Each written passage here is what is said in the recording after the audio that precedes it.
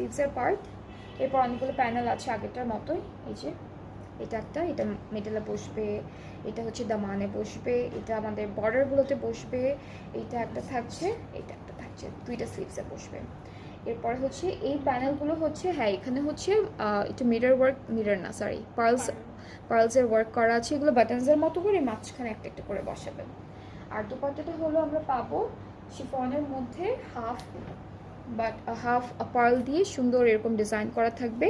And দুপাট্টার আঁচলে এটা তো বার্ড আর বাটারফ্লাই প্রিন্টেড থাকবে। এটা তো হচ্ছে বার্ড অ্যান্ড বাটারফ্লাই প্রিন্টেড থাকবে, এই যে কর্নারে আছে, এখানে আছে। আর আমাদের আঁচলে হলো এই প্যানেলটা যাবে, ফুল দুপাট্টায় হচ্ছে এই প্যানেলটা চলে যাবে।